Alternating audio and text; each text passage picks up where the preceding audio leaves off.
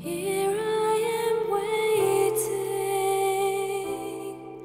abide in me, I pray. Here I am longing for you.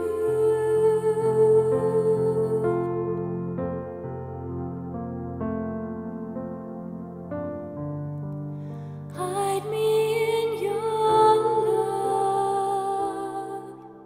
Here I am to celebrate with you these 10 years of this great community and also our lives. It is a joy to be here, and not only a joy but a blessing and an honor. So I'm going to begin by reading a little bit from the scriptures, and I'm reading from the first letter of St. Paul to the Corinthians, chapter 16, and it says, "Now, concerning the contributions for the saints, as I directed the churches of Galatia, so you also are to do. On the first day of every week, each of you is to put something aside and store it up, as he may prosper, so that contributions need to be made when I come. And when I arrive, I will send those whom you accredit by letter to carry your gift to Jerusalem. If it seems advisable that I should go also, they will accompany me." So I never choose these words, but I guess the Lord is telling us something about it. And here I am to reflect upon something I wrote, a book, my last book, that is called Catholics Awake. And obviously I'm going to reflect upon this, surrounding it with mercy, because this is what we're doing here, speaking about God's mercy. And I was so delighted to hear all the reflection of Father that we just heard, and it's really inspiring and touching, and also it gives us a real true sense of direction and a mystical sense as to what we're really facing regarding God's mercy, and especially to be free from fear, because if anything is happening in the world today is just planting fear in people everywhere. Everything seems to be planting fear in people's hearts, and we are people of Christ, and we are not to be afraid, and that's what we have to really focus on. We are not to focus on the tragic side of life. We are to focus on the glory of God, the good side of life. Though the world looks so bleak and everything looks so dark, still we belong to the light. We are children of the light. We are children of the day, and we are to be hopeful, and we are to have our hearts focused on that light, and also to understand our responsibilities as far as being those columns of light for humanity, because now more than ever we are called, each one of us, to be the strength for all of those people that are living hopeless, scared, completely destroyed because they don't see any future in their lives. You know, a year ago and so, we were talking about the economy collapsing and all of the things that happened in the last year and two. But I guess today we can talk a little more than economy. We're talking about disasters, and the signs of the times are not bringing any hope to people that are focused on earthly life only. Because if you are focused only on earthly life, the picture is really bad, you know, it's really dark. But if you focus on an eternal sense of living, which is what we should focus on, then we have hope. Because then we know that this is temporary, and this is a school of souls, and we are going to go through this no matter what, regardless of what is coming up. And obviously we have to be responsible of facing the times we are facing and dealing with them, and also to read the signs. We are responsible to read the signs and to listen to God's prophets and messengers, to understand what everyone is receiving and the language God is using in everyone. All the different charismas of the church, all the different ways God branches out through each one of us to tell us what to do, and especially how to deal with today's reality within faith, and not within the chaos of this picture that the world is presenting to us. Because then we will live a fearful life, a life with no hope. Mothers will not like to have any more children, and people will not like to get married because everything is going to collapse anyways, right? So we need to build our hopes in God regardless of what is going to take place. It doesn't matter if the world is going to blow up in pieces tomorrow. The main thing is that today we are building the kingdom of God in everything we do, because the kingdom of God is eternal, and everything we do with love, yes, and everything we do with love will stand forever, will be there forever. You see, I tell people, if you really want to know how you're dealing with your life, just think about this. Every time you act with love, you are eternally acting. Every time you act with no love, you are not acting at all. You are death. That's what you are. So that's why I guess one of the biggest challenges that we have in life as Christians today is to be able to face the music by sitting one day on a rock and telling the Lord, Lord, here I am sitting on this rock. I beg you not to let me stand from this rock unless I'm going to walk every step of my life with love. Otherwise, take me away today. I will not live any longer without love. Because, you see, if we are not able to understand what we are called to do, then we rather go, because we will be better off if we are taken away today, than if we continue living without love. And what happens when we speak about love, love is a word that is so misused, and especially the culture we live in today is a culture that has so maltreated love that we don't even know what love is about any longer. But I say love means God, and God means Creator, and Creator means our path, our truth, and what we have to obey, who we have to obey. So we have to obey love. And how do you do that? See, today we have a great responsibility living according to that particular love. And how? If I am a Catholic and I am to testify my faith in everything I do, so the first thing I have to do is not to bring all kind of information into my brain and my heart, but the first thing I have to do is to take serious decisions. And what are the serious decisions? To take a look at the church today. Look at our church. We complain, when you renew yourself as a Catholic and God gives you the grace of understanding how to deal with your faith in a righteous way, then you find so many bad things in the church, from the clergy and the laity, the lukewarmness, the heresies, the horrors of disobedience, and all the mess that we live in the church. I don't think it's any new anyways. I think Judas Iscariot has always been in the Last Supper, right? So it's always there. But we have to deal with this by acknowledging our position. Who are we? Who are we? And what is it that I am doing regarding my role? My role is I have to take a serious decision as to if I am a true Catholic or I'm just a flowing by kind of wind, that dresses up religiously to go through this. Because it's very easy to inherit everything we inherited. And it's a great inheritance, the faith that we inherited. But if we inherit it only religiously, we go about the steps of the faith by living a life in a religious fashion and not having the spirit within that religion, the Spirit of God, and therefore we have an empty religious life, like the life of the Pharisees. But today, we have to really confront ourselves thinking, how serious am I regarding the responsibilities I have to change the way the church is going? And where is the church going today? If you take a good look around, and you are a Catholic that considers yourself as being a renewed Catholic, then you will know a lot of things have to be changed. Like the reverence to the Eucharist. Oh, we all talk about this.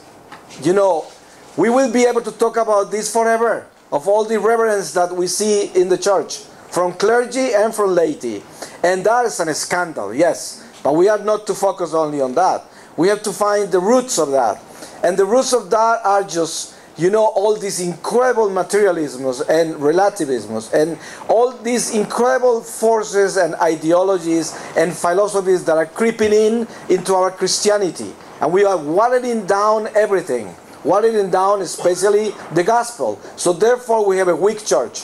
And therefore we are scandalized because of what is taking place. But you see, when it comes down to us individually, we have a great responsibility with what we see.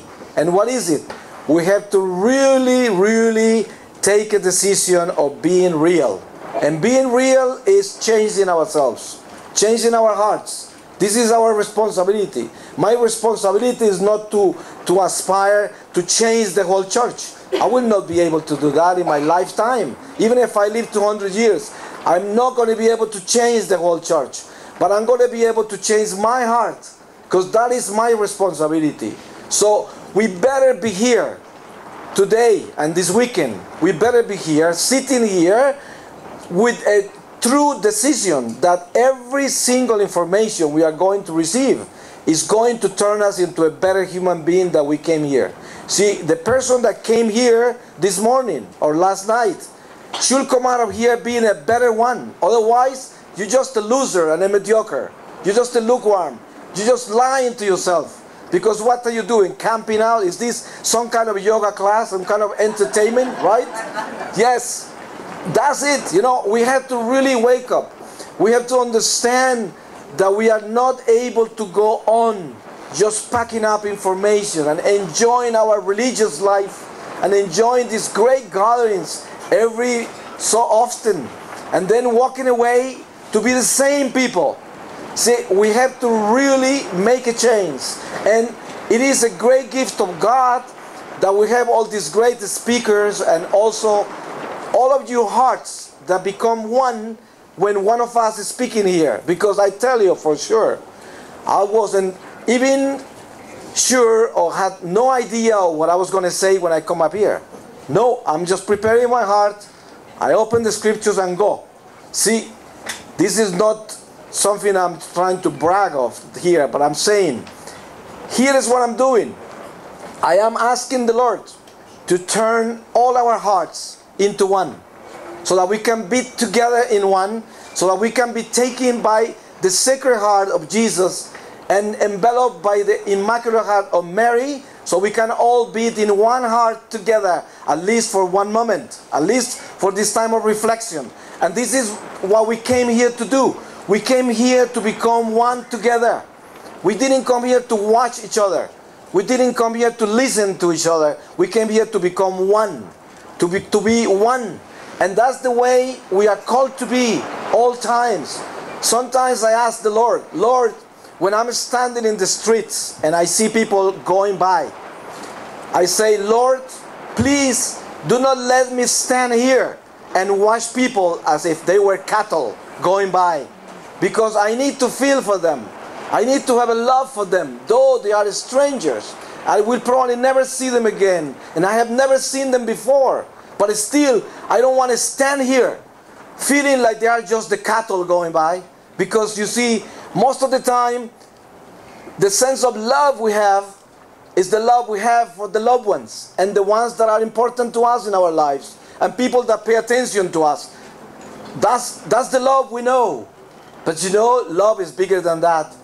Love has to spend. Love has to reach out to everyone that crosses your path. Otherwise, you don't know love and you will have to learn it somewhere else. I don't recommend you to do that. The school of love after this life is a burning one, right? It's very hot, very steamy. We don't want to go there to study love.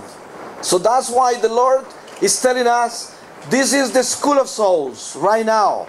And what is the lesson? The lesson of love. How do you learn it? You have to look around and see everyone here. Are you sure? Are you sure that if you stand up here where I am and you look at all these faces, are you able to love them all? Are you able to feel for them? and to understand that everyone here has a soul, and that everyone here has a life and a story, and everyone here has a fear, and also everyone here has a responsibility, and also everyone here is eternally in the light or in the darkness. So we understand who we are, but are we able to love one another for real? Because that is the true love. The true love is that I am concerned about you, that I care about you. It's like before I came up to talk to you right now, my prayer was, Lord, do not let me go up there to speak to these people, your people, as if I am just talking and talking to people. I just go up there and I'm going to be standing there as if I'm loving and loving those people. And that is the calling of life as a Christian and as a Catholic. We are to do what we do all the time that we do. Do it with love, for real, but not the love that we see in the papers, not the love that we see in the movies, not the love that we see in a cheap talk when we are promising love that is not in your heart. The true love of God, when I truly care for you. I am here today because I care for you. I don't want you to go to hell. That's my main concern. Why do I speak like that? Because I have been in hell, not because I live hell in this life consciously, but the Lord took me to hell. And that is my story. See, who am I? Nobody, the worst sinner ever. You see, if there is someone that is unworthy to be here, speaking about God, it's me. But the Lord does amazing things. And I'm standing here because the Lord chose so. Because He wanted me to do this. And not because I was anybody special. Because if anything, I am the one that persecuted the church, made fun of Christians, and went against Christ for 33 years. But He rescued me. And here I am. All I can say is, I don't want anybody to go to hell. And you know, we do so much to go to hell that is insane. When I see people, even people in the church, are building their own hells. Just by the way they behave, by the way they deal with what God entrusted them with. But today, we're speaking about mercy, we're speaking about hope, we're speaking about a forgiving God, we're speaking about a promise, a promise. If we take San Faustina, that alone is the most amazing presentation of mercy that we could ever dream to have. That alone. But if you go deep into the gospel, you only see mercy in every word, every action, everything that took place with Jesus among us is mercy. So, what is the calling of mercy for each one of us today? That you have to really know that everyone here has a soul, and that you should render to that soul all the attention that it deserves. And it is your love and compassion, your forgiveness. Sometimes you ignore people because you are selective.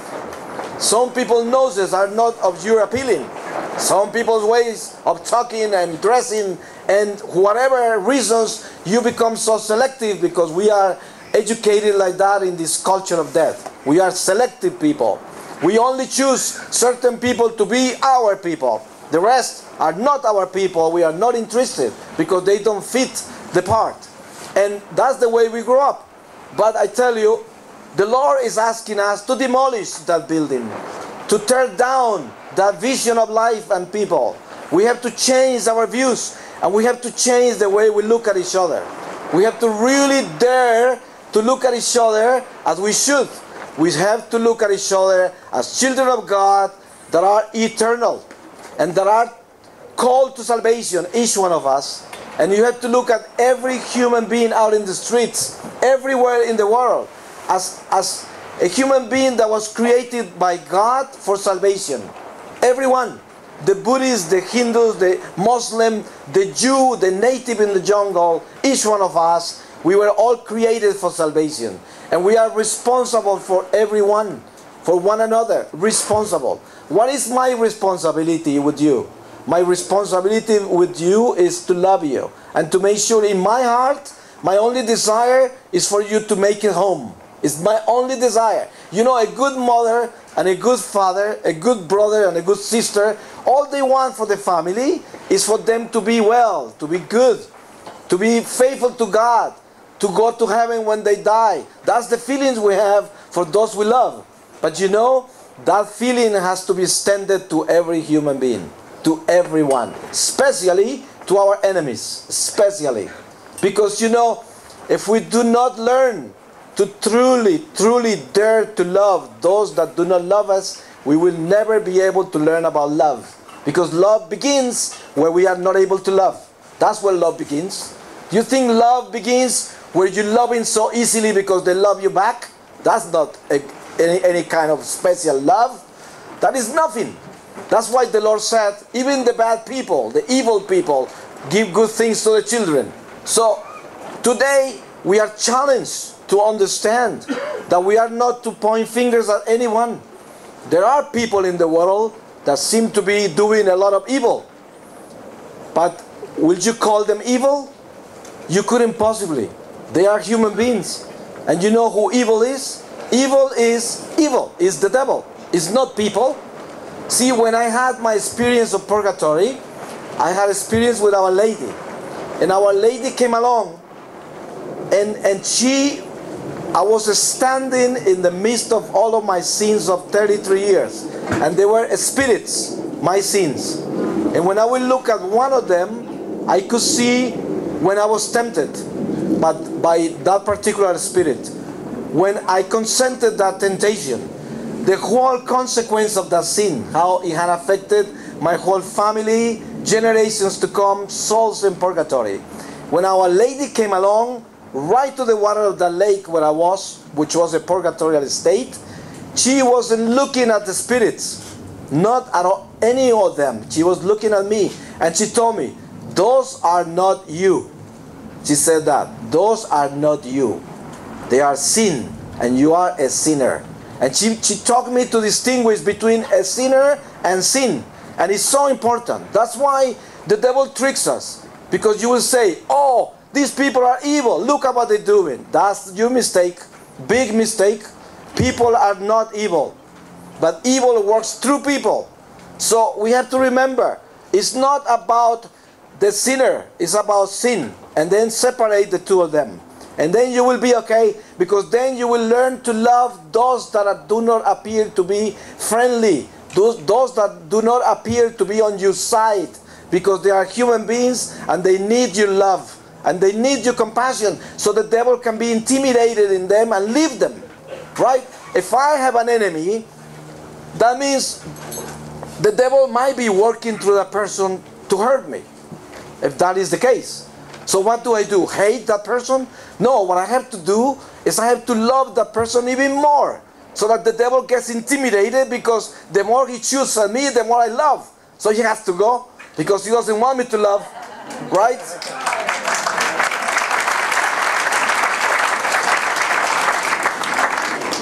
Talking about deliverance. That is the deliverance ministry. How do you deliver the devil? You know, I was missioning in Mexico.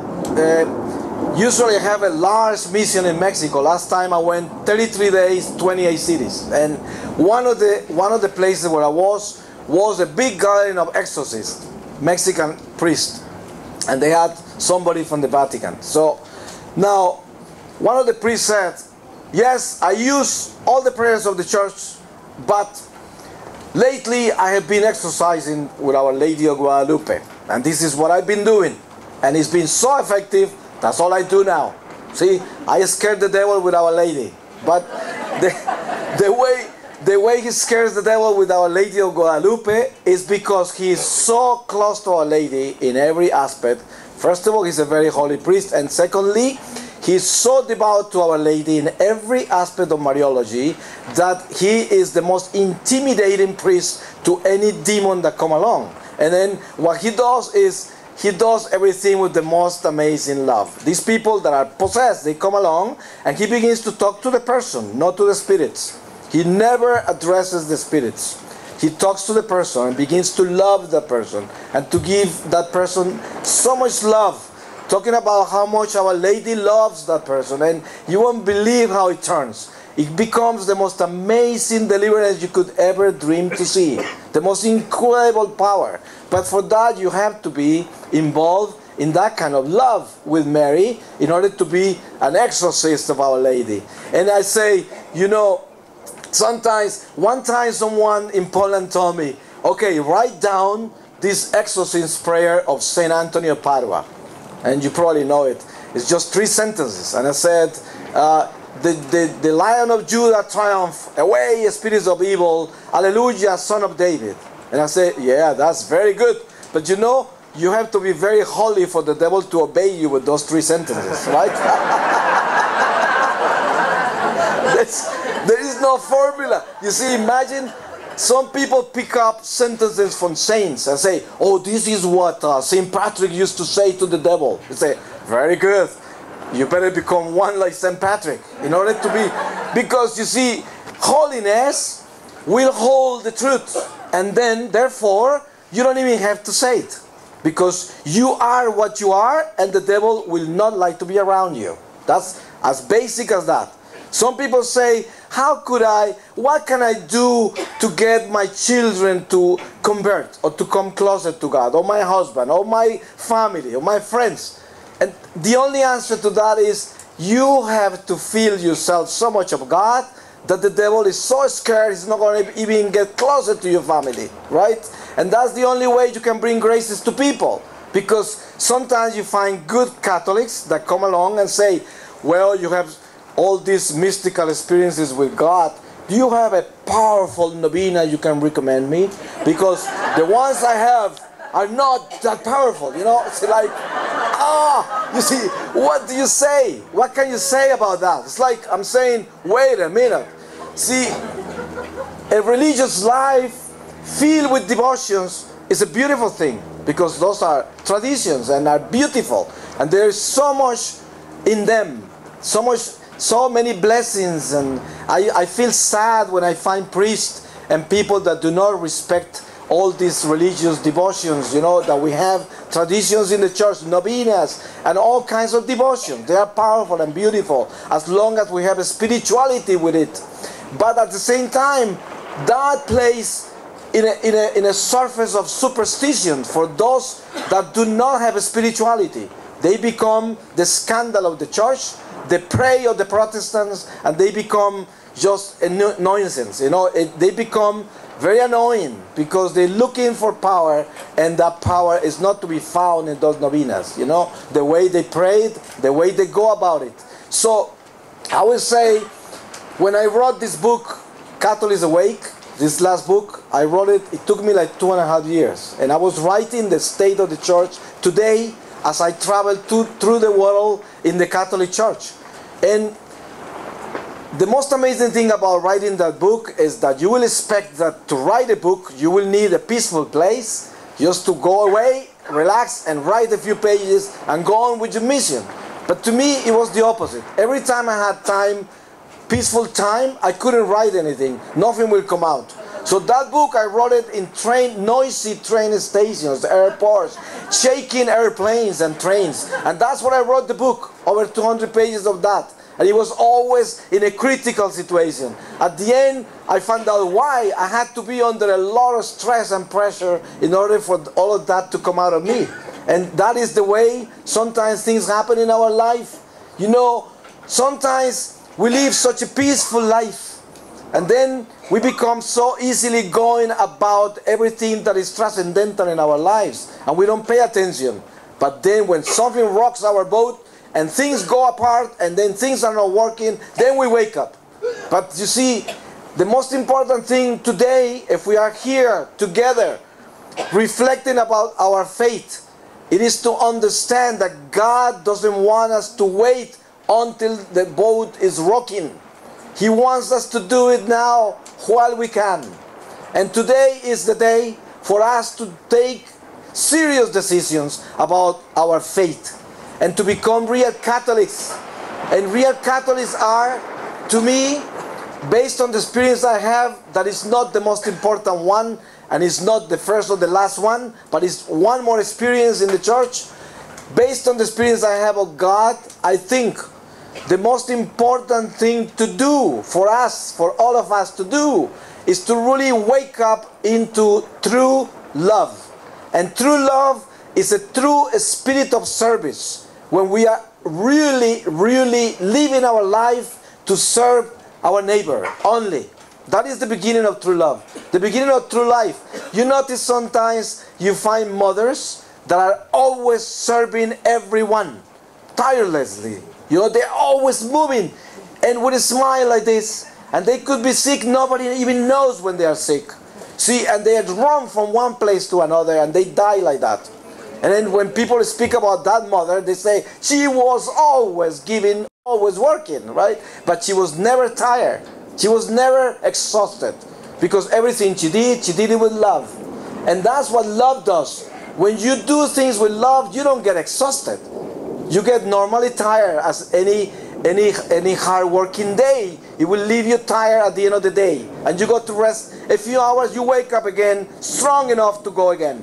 And that is love. If you live your life with love, you will never be exhausted. Because you are a giver. You always give. You're not a taker. If you are a taker, you're always exhausted. You have a long face always. And you're always whining. You're always complaining. Because you're always hurt and offended. Because you have no love. So this is the truth of our lives. When you see people sitting there complaining about every little aspect of their lives, it's because they have no love. For sure they do not have any love, because when you have true love, you have no complaints. See, you live in your life just like it is, and you are happy enough with that, even if everything is like a mess.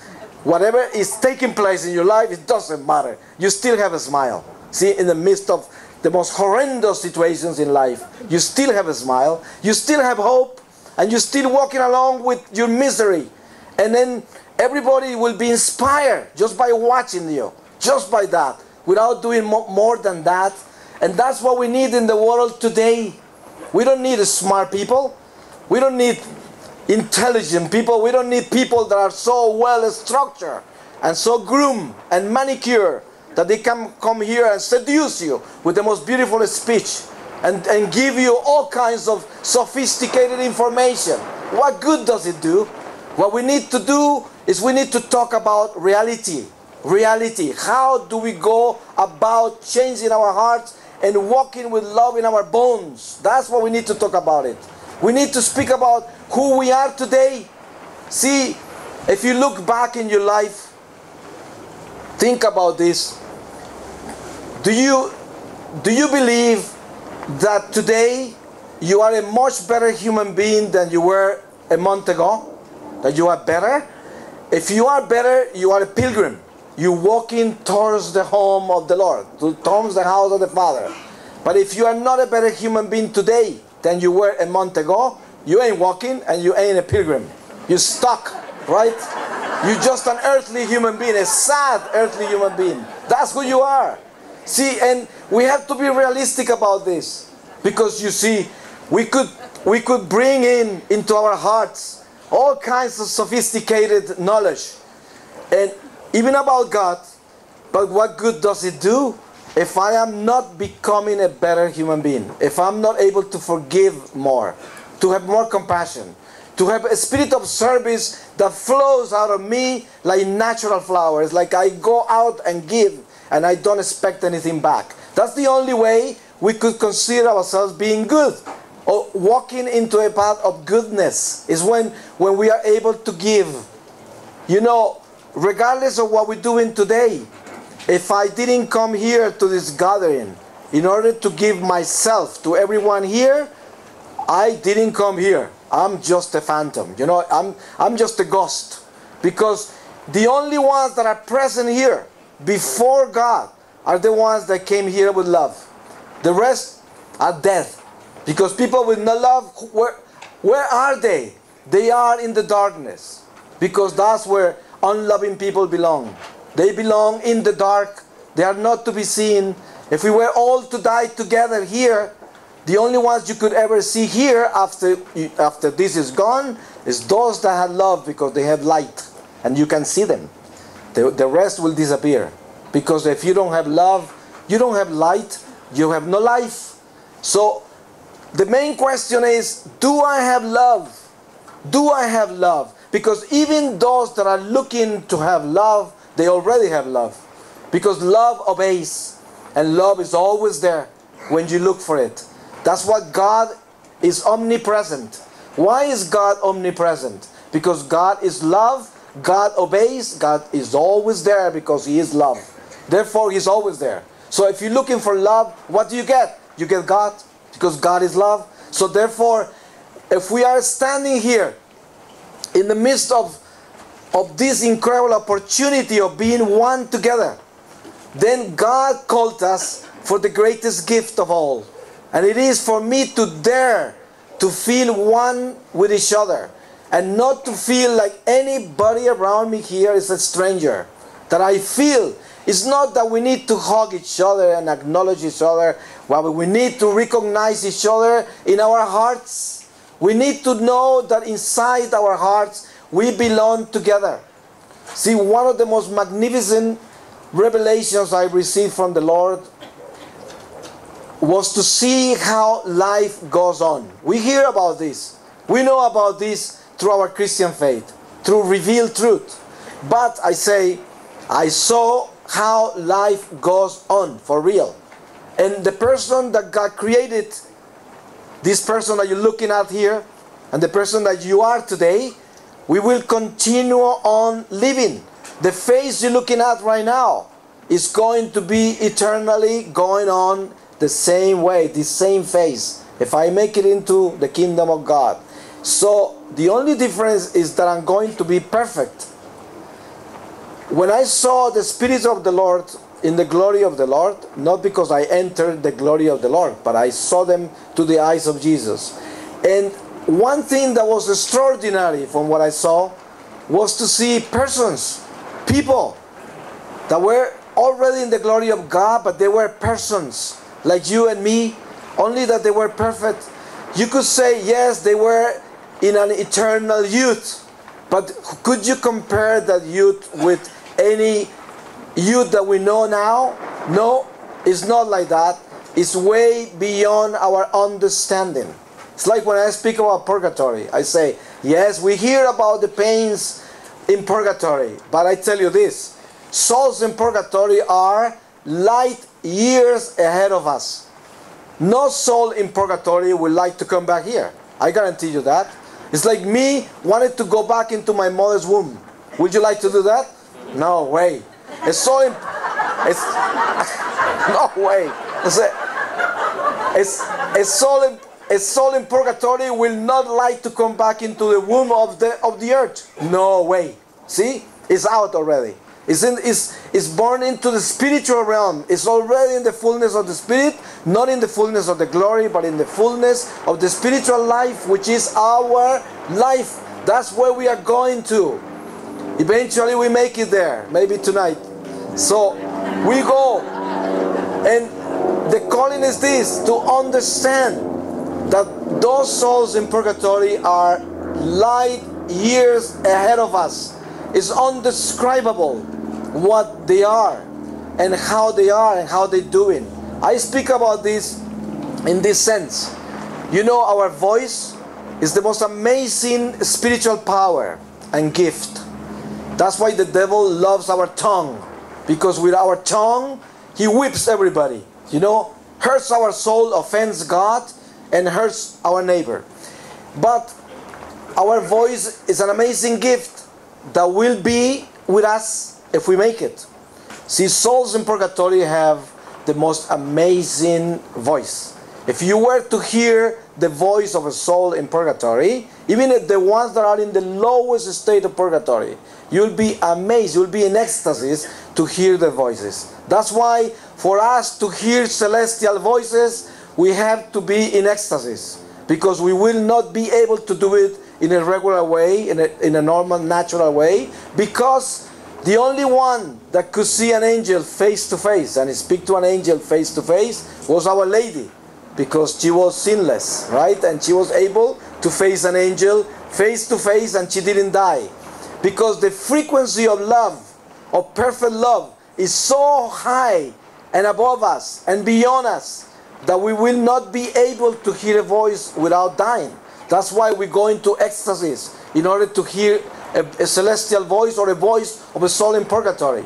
That will be the only way you could go into these realms, through an ecstasis, a state of ecstasis. And there are many levels of ecstasis, because inner locutions are a state of ecstasis also. But they change, they vary according to the instrument. But you see, our voice is the most amazing sacred tool. That's why you have to watch your tongue. One thing you have to do every day, my recommendation will be, when you wake up in the morning, the first thing you should do is consecrate your tongue to the Lord. It's so important. And make sure you know what you're saying. Don't let just every word come out of your mouth. That's why people that talk so much, they make so many mistakes. That's why, right?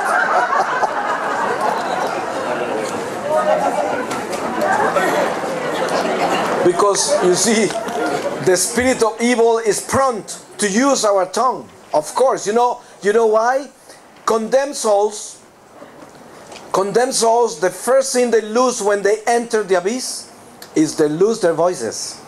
See, my experience of hell, most devastating one, was to see all these condemned souls that wanted to scream their anger and hatred. And they couldn't, because all that will come out of them were like shrieks, like animal sounds, and that will make them even angrier. See, because they couldn't express what they wanted to say, and they have no way of speaking anymore.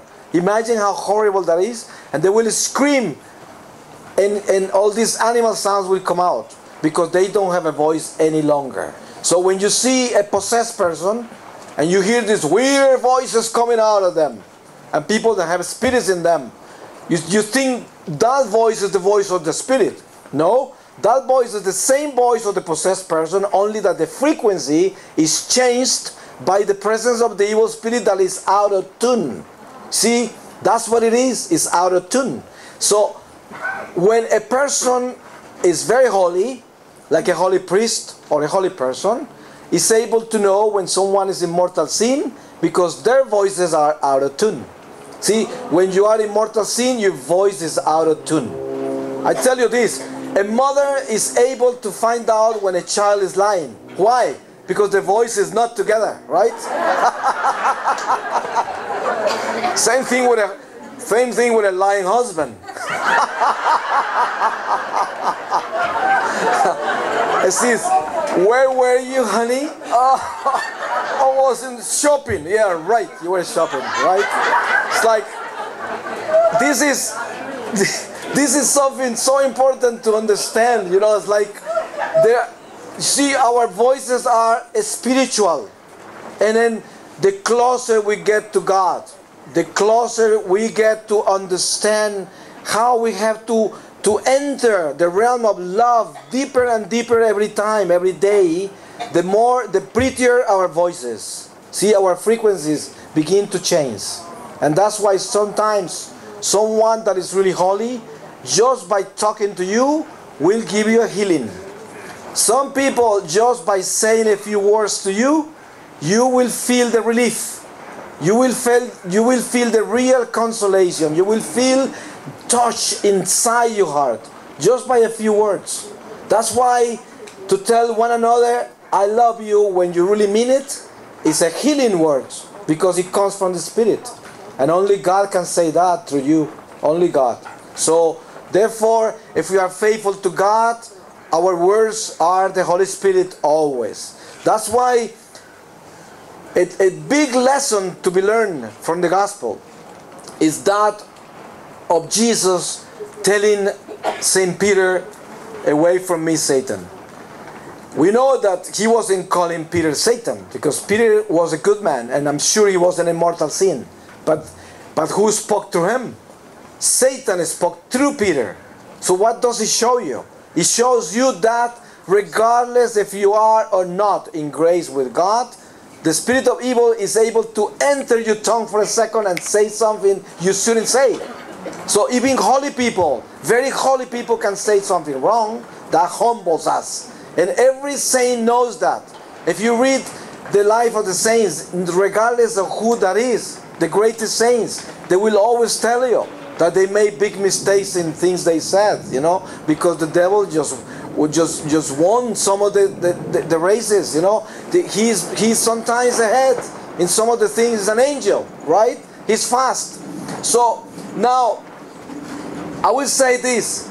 Today, if we really examine ourselves and we try to find out where we are at in relationship with our vision of God and the vision we have of this mysterious life, I'm sure you will not be able to describe it. I mean, how could you describe the mystery of your life? Could you? Could anybody do it? Nobody can do it. You could write 100 books trying to describe what you feel, and you will never make it. No one is able to describe the feelings. You can say, I'm angry, I'm afraid. Oh, that's as far as you can go.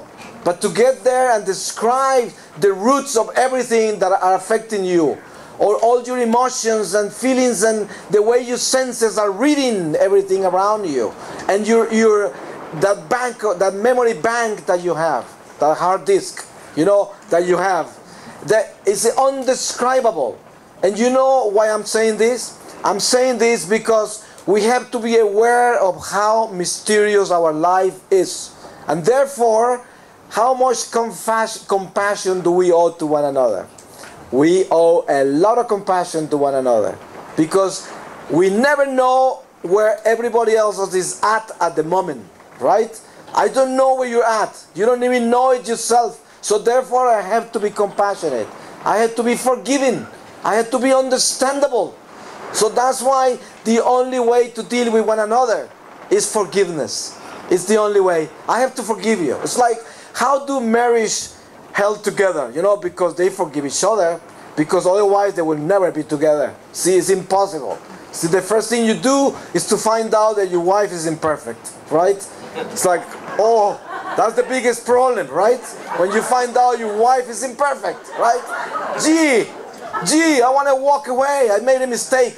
Well, the news are everyone is imperfect, right? So now you have to learn to forgive. And this is the calling that we have in our lives. We have to understand that we are living a mystery. Our life is an undescribable, unfathomable mystery. And we have to be compassionate to one another, because none of us is able to understand it or describe it or explain it to one another, regardless of how deep the theology is, how deep the spirituality is, how high a saint can reach out into God. No one could tell you exactly a satisfying answer to the mystery that is in your heart and in your life. So therefore, that alone asks for a lot of compassion, lots of compassion. We have to be aware that we need to be so humble about this, to understand that I don't know why I act the way I act, though I have reasons to act the way I do, but reason is also imperfect. So therefore, a lot of forces are acting through me, against me, or for me, regarding what I'm dealing with, depending, because I don't know how the spiritual forces work. One thing I know for sure is this: Jesus Christ promised us that if we follow Him, if we walk on His path and accept Him as the Lord, He will guarantee us that He will protect us from the evil one, and He will give us discernment. He will give us power in order to overcome evil. So here is what happens. The devil is 100% evil. 100%. You know that the devil knew Jesus was God in the desert, but he went ahead and tempted him. Why? Because he knew God does everything perfect. So he knew he became a perfect human being. Therefore, he became perfectly imperfect. So what did he tempt? He tempted his imperfection, though he knew he wasn't going to win. But that's the devil. You think the devil cares that he's going to lose? That's why thieves, they go into a 7-Eleven to rob the 7-Eleven. They know they might be caught, but they go forward and steal, right? They know they can be killed. They go ahead and do it. But that's evil. So evil is 100% bad. You know, the devil is 100% evil. So how do we combat? How do we fight evil? The only possible way to fight evil is 100% good. If you don't have 100% good, how could you fight against 100% evil? And could you become 100% on your own? There's no way. We are imperfect. We bring a very small percentage. But Jesus is completeness. That's why we have to understand how tight we have to be with the Lord. How together we have to become one. How are you able as a Catholic to defend your church? To defend the struggles and the warfare, the spiritual warfare we have to confront with this world of darkness by becoming one. We have to become one. We have to be real. We have to be together. We have to stick together. It's like that's why a family that prays together remains together and is able to fight all the toils and trials and tribulations that they have to confront. If they pray together, if they are living their lives together with God in one, because He is the only one that can complete us. So that's why no one could be independent from this kind of life, a spiritual life, where we know that if we don't become one with Jesus, we will never make it. Because you cannot go against the devil with 75%. You cannot go against the devil with 99%. You can only go against the devil with 100%. Otherwise you lose. Because if you leave 1% out, that's his window. And through that window, he will mess you up. He will destroy you. He only needs to come in. That's all he knows. It's like a thief. Leave a little hole open in the window, they will break the whole window and come in and steal everything. So what good does it do if you had everything else like a fortress when you left a little window open? So now God is asking us to understand the simplicity of His presence in our life. I always bring this example as something great in my experiences as a missionary. One time I was in Portugal, in the island of Madeira, the city of Funchal, and I was giving a talk to youngsters. And before lunch break, there was like 30 minutes questions and answers period there. And the last question was from a student that asked me, why is God invisible? And I said to myself, well, the easiest answer is to say, because, He's invisible, right? Anybody, the greatest theologian will answer that, right? But I said to myself, I'm not going to answer anything. I'm going to tell him, I'm going to ask. Before I'm going to think about it, and after the lunch break, I will answer. So I went to adoration. 45 minutes went by, nothing. Because I told the Lord when I came to adoration, Lord, what are you going to tell him? I'm not going to just say because, So I stayed there 45 minutes. Nothing was coming to me. Nothing.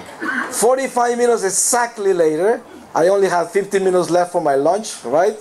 So the Lord said to me, I am not invisible. I am perfectly visible. That's why I call you to be perfect so you can see me. Right? Oh.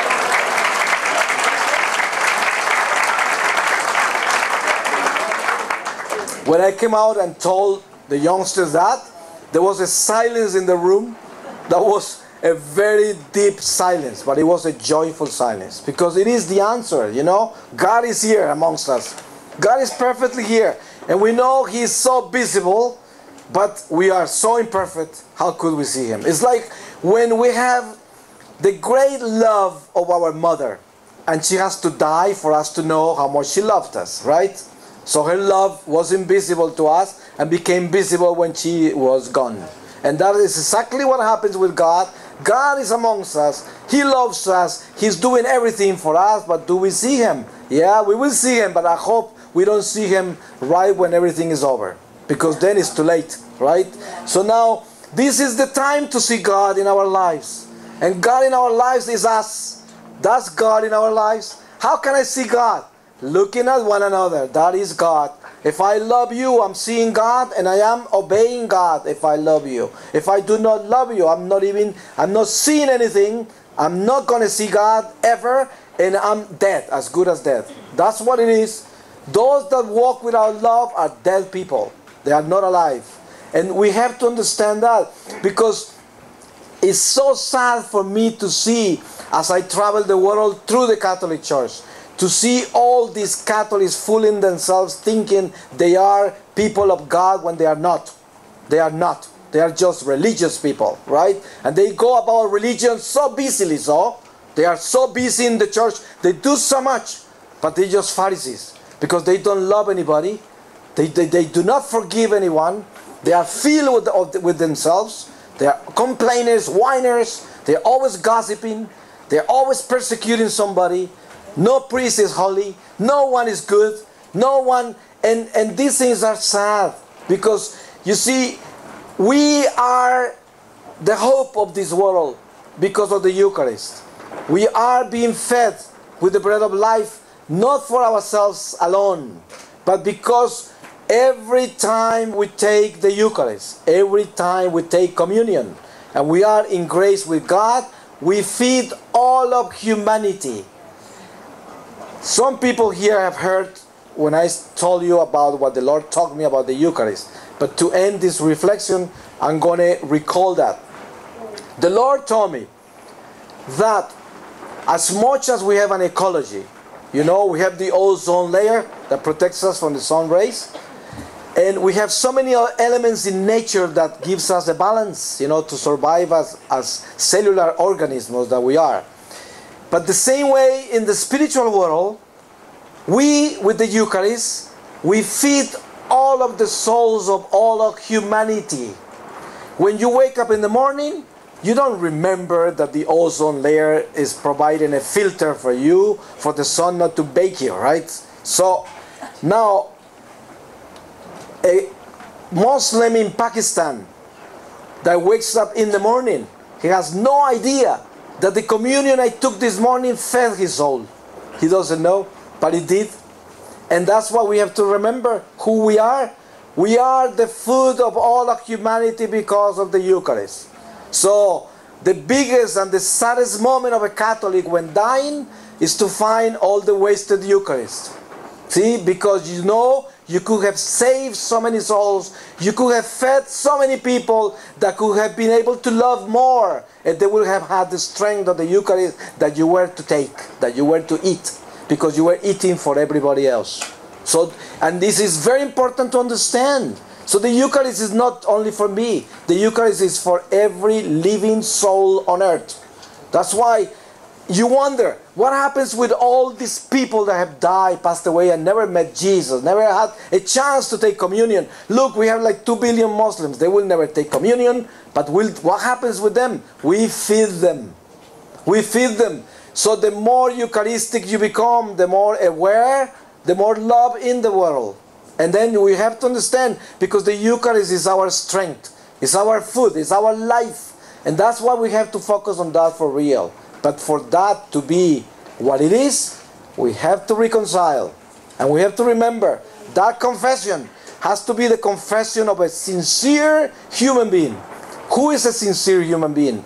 A sincere human being is he or she that is able to kneel and renounce truly, deeply to sin. Renounce. That doesn't mean you are going to overcome your weaknesses. But if you renounce it, despise it, you abhor every single weakness in your life when you go to confession, you are truly confessing. Though your misery will remain with you until you die, but you keep on going against it in the sacrament of reconciliation time and time again until the Lord calls us. And this is it. So I praise the Lord for each one of you. I praise the Lord because each one of you is a true living stone of the temple of God. And I praise the Lord that we are together, that we became one, and that we should become one, not only this weekend, but for the rest of our lives, so that we can love one another. And remember, when you are in the streets, wherever you are, ask the Lord, beg the Lord to give you love for everybody. Amen. Amen. Hide me in your love. Bring me to my knees.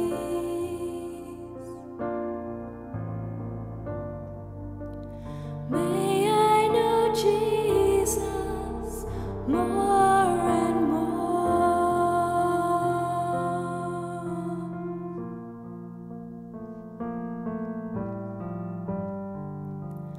Here I am waiting above.